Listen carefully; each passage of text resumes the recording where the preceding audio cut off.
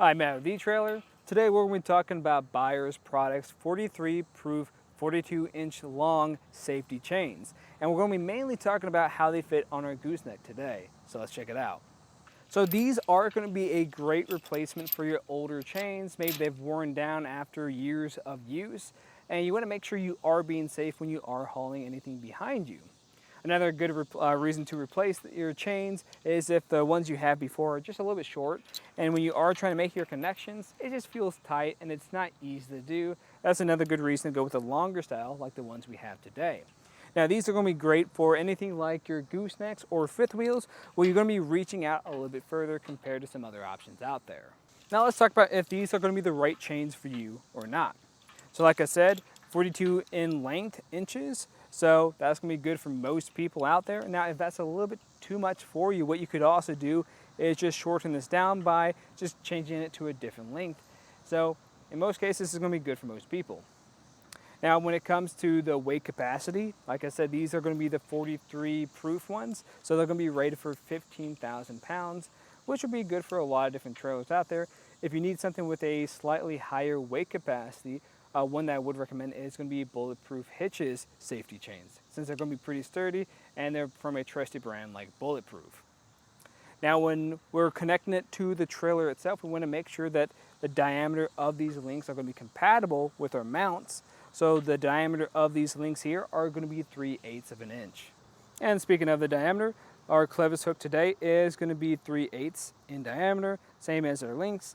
And right here we're going to have this safety clip here, so when you do hook onto something, it's going to give you more peace of mind since we have this.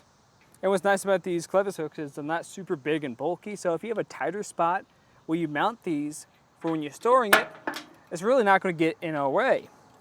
Now, this is important to keep them stowed when not using them, because if they're just dangling here over time, they're more likely to get worn down. So overall, I think these are going to be a pretty solid choice of a chain for you. Now, if you find this chain just be a tad bit too long, Buyer Products is going to have another variation of it, and this is going to be the 35-inch one. So this kind of gives you an idea of what the distance looks like. So it'll be a fair bit shorter, but if you don't need all this length, it's another great option to go with. And again, Bulletproof Hitches does make a really great premium option, but if you're looking for something more affordable, I'd go with this one.